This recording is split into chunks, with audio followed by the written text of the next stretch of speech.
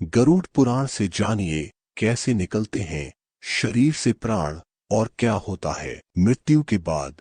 तो चलिए शुरू करते हैं। गरुड़ पुराण में ऐसा वर्णन मिलता है कि यमराज के दूत आत्मा को यमलोक तक ले जाते हुए डराते हैं और उसे नरक में मिलने वाले दुखों के बारे में बताते हैं। जो मृत्युलोक में आया है उसे एक दिन अपने शरीर को छोड़कर जाना ही है। शरीर में मौजूद ऊर्जा जिसे आत्मा कहते हैं वह समाप्त नहीं होती, बस रूपांतरित होती रहती है।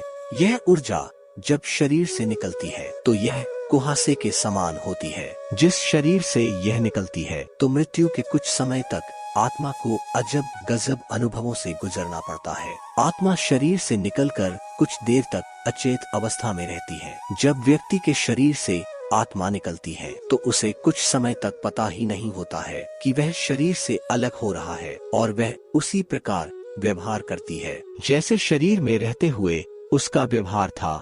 शरीर से निकलकर खड़ी आत्मा अपने सगे संबंधियों को पुकारती है, लेकिन उसकी आवाज कोई सुन नहीं पाता है। इससे आत्मा को बेचैनी होने लगती है। आत्मा परेशान होकर सभी लोगों से कुछ कहना चाहती है, पर उसकी आवाज बस उस तक ही गूंज कर सीमित रह जाती है।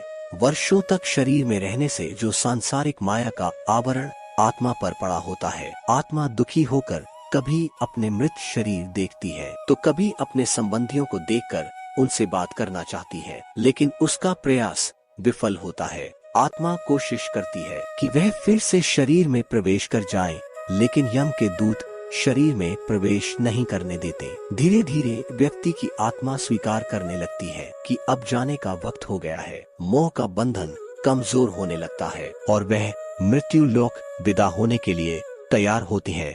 शरीर के मृत हो जाने पर आत्मा अपने परिजनों को रोते बिलखते देखकर दुखी होती है और खुद भी दुख से व्याकुल होकर रोती है, लेकिन उसके वश में कुछ नहीं होता है। वह लाचार होकर सब कुछ देखती है और अपने जीवन काल में किए गए कर्मों को याद करके दुखी होती है।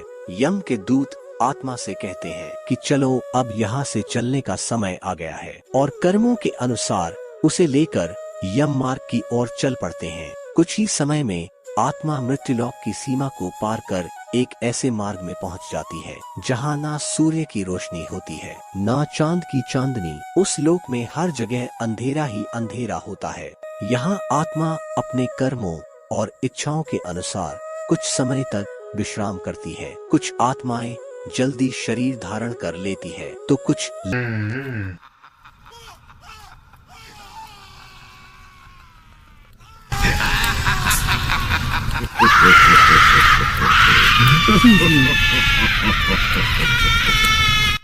शास्त्रों के अनुसार भक्ति नहीं करी।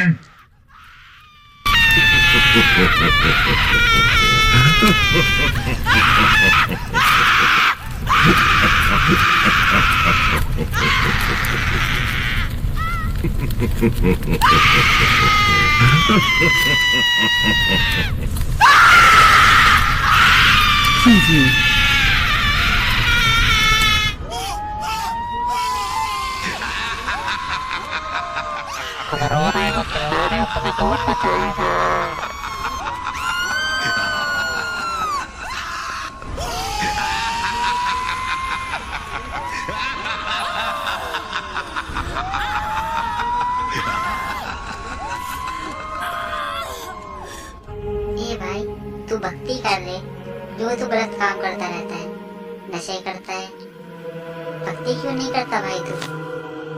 भक्ति किसकी करूं मैं? अनेक इतने सारे तो धर्म बने हुए हैं, किसकी भक्ति करूं? अनेक हजारों भगवान हैं, किसकी करूं? आपको भक्ति उसकी करनी है भाई जिसके प्रमाण कुरान में, बाइबल में, चारों वेद में, गीता में, उसकी भक्ति करो। कौन है वो? भाई वो कोई और नहीं, जो हमेशा हमारे साथ पूर्ण परमात्मा हमारे साथ रहते हैं। वो कोई और नहीं। आप उन्हें जानने के लिए कुछ नहीं आपको करना, आपको एक साधना चलाता है भाई। उस पे आपको 7:30 बजे लगा के देखना है भाई। आप उस पे देखेंगे सत्संग, उसमें बाइबल, कुरान, चारों वेद, गीता में वो पूर्ण परमात्मा का राज खोल दिया है भाई। अब मैं चलती हूँ भाई।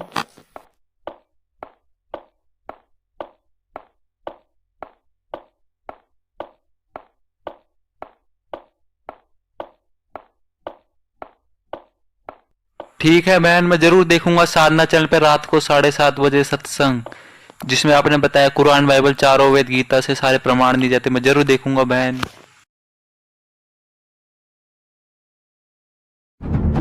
अरे भाई, मनुष्य जीवन होते हुए भी अगर तुमने हेवन को नहीं पाया तो तुमने कुछ नहीं पाया। अब बात ऐसी है कि हेवन को पाएंगे कैसे। पहली बात तो ये, इतने तरह के तो धर्म बने हुए हैं और इतने सारे करोड़ों देवी देवता हैं, ठीक है, तो हम माने तो किसको माने।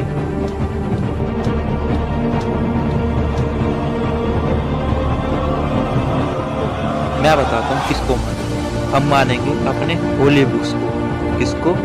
पवित्र कुरान को, पवित्र बाइबल को, पवित्र चारों वेदों को, पवित्र गीता जी को, पवित्र गुरु ग्रंथ साहिब को, 18 पुराणों को। हाँ जी, हम उसको मानेंगे, ना कि किसी की लोक वेद को हम मानेंगे।